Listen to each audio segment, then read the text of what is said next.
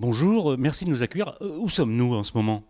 Alors, vous êtes dans les bureaux d'Encom. Encom, on est intégrateur opérateur télécom depuis plus de 20 ans maintenant. Encom a pour but de finalement propulser toute solution de communication unifiée ou de sécurité pour les entreprises. Donc nos clients, ça va de la simple étude notariale où il y a un ou deux postes jusqu'à des très grands groupes comme peuvent l'être Crédit Agricole ou Essilor où là on parle de plusieurs milliers d'utilisateurs. Et dans l'intervalle, on a un petit peu de tout. Et ça fait combien de temps que tu diriges Encom? Alors moi, ça fait 4 ans que j'ai pris la direction des opérations. Avant ça, j'étais dans l'univers de la DSI ou des opérateurs. Et donc là, ça fait 4 ans que j'ai repris l'activité. On est 4 associés dans Encom. Aujourd'hui, Encom, c'est un peu plus de 6 millions d'euros de chiffre d'affaires pour 15 collaborateurs répartis sur l'ensemble du territoire. Et alors, on est à Paris, on est dans le deuxième, je crois. Et combien vous avez de clients et où est-ce qu'ils sont répartis, ces clients? Alors aujourd'hui, Encom, on a à peu près 1600 clients qui sont répartis sur l'ensemble du territoire, hein. Il n'y a pas de point de concentration là où il y a nos agences, pour la simple et bonne raison que nos commerciaux vont partout et qu'on a un réseau de partenaires qui est réparti sur l'ensemble de la France et qui nous remonte des dossiers d'un petit peu partout. Donc on est vraiment présent sur l'ensemble du territoire national. Quel est le profil type des demandes que tu reçois aujourd'hui? Alors, la plupart des demandes sont liées soit à des interrogations sur l'existant avec des volontés d'aller sur une solution plus innovante ou correspondant mieux aux besoins métiers, soit tout simplement dans le contexte de l'arrêt de l'analogique sur du passage à l'IP. Après, les entreprises souvent nous demandent, en tout cas c'est l'ADN d'Encom, d'avoir vraiment une approche métier et pas seulement une approche catalogue ou technique comme on peut le voir un petit peu sur le marché. On est vraiment sollicité pour notre connaissance du métier et sur l'approche qu'on a justement de ce côté innovation, outil qui peut être mis en œuvre. Et aujourd'hui, passer à l'IP, c'est bien beau, mais il faut le manager, tout ça, il faut le gérer, l'IP, éventuellement à distance, c'est pas ce qui est le plus facile. Alors effectivement, c'est un des enjeux majeurs pour des intégrateurs comme nous, c'est qu'avec plus de 1600 clients et des centaines de liens et autant d'équipements réseau derrière, il faut pouvoir avoir une vision d'ensemble. Donc nous, on s'est orienté sur une technologie en particulier de chez TP-Link qu'on appelle Omada, qui est une plateforme de gestion centralisée dans le cloud, alors en l'occurrence dans notre cloud à nous, hein, parce qu'on a la possibilité soit de l'utiliser directement par l'éditeur, soit en souverain. Donc nous, on a plutôt pris ce parti-là, dans la mesure où toutes les solutions qu'on met en œuvre sont gérées par nos soins, qui nous permet finalement, à chaque étage du réseau, que ce soit le routeur, le switch, le Wi-Fi, d'autres équipements, parce que des ponts radio, ce genre de choses, on peut voir tout ce qui se passe de bout en bout pour l'ensemble de nos clients et on peut donner une délégation à nos clients pour qu'eux-mêmes puissent voir ce qui se passe dans leur propre réseau.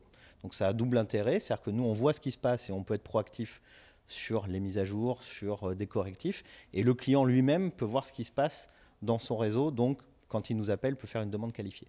Quand vous avez choisi Omada, donc qu'est-ce qui a guidé votre choix? Alors, le choix, il a été assez long. On a passé presque un an à essayer un petit peu toutes les solutions, parce que beaucoup d'éditeurs et de fabricants proposent leurs solutions de management.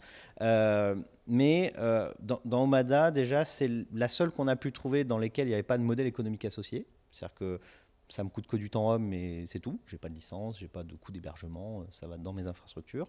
Et puis, l'interface est quand même extrêmement épuré, très simple à mettre en œuvre.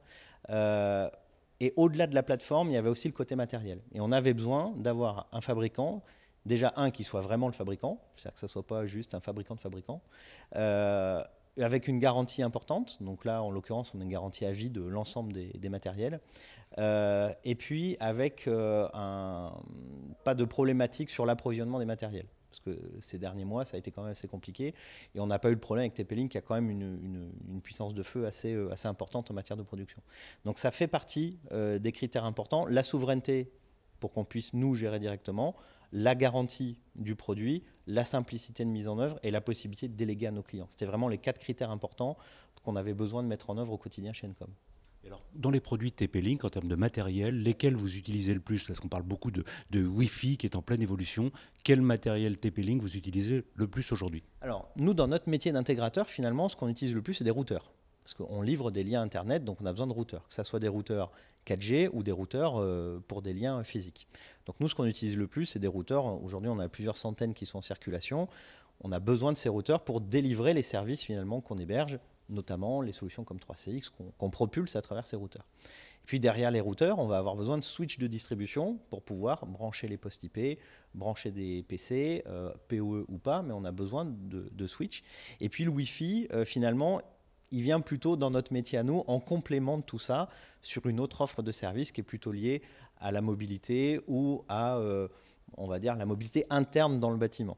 Mais ça vient plutôt en deuxième position par rapport aux switch et aux routeurs qu'on utilise là vraiment au quotidien. Sous forme de conclusion un peu, aujourd'hui, tout IP, ça veut dire qu'éventuellement de petites entreprises s'équipent également. Est-ce que tu fais une distinction? Est-ce que c'est plus difficile d'équiper les petites entreprises que les plus grosses? Parce qu'aujourd'hui, ce sont elles qui se mettent en grande masse au tout IP. Alors, le chantier, globalement, il est le même. C'est-à-dire qu'on doit passer d'une techno A à B.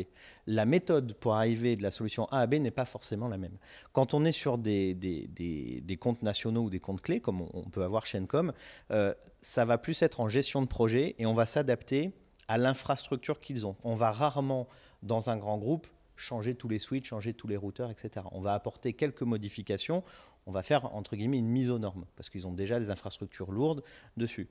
En revanche, une TPE-PME, voire même une grosse PME, elle peut avoir besoin qu'on refasse l'ensemble. Donc c'est là où je ferai une distinction en fait, c'est que pour les petits, ils n'ont jamais engagé de chantier informatique de manière générale, en tout cas pas de manière aussi forte que des grands comptes.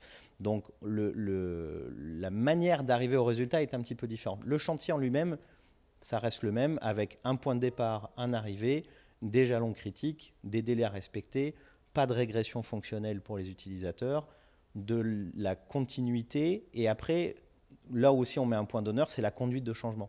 Il ne faut pas oublier derrière que les utilisateurs, ça va changer leurs habitudes, donc au-delà du chantier technique, il y a toute la conduite de changement à faire, et là on a aussi, nous, un rôle à jouer. Donc chez Encom, on pense toujours aux utilisateurs, bien sûr, et avec TP-Link pour le matériel et la gestion des réseaux. Exactement. Merci. Merci.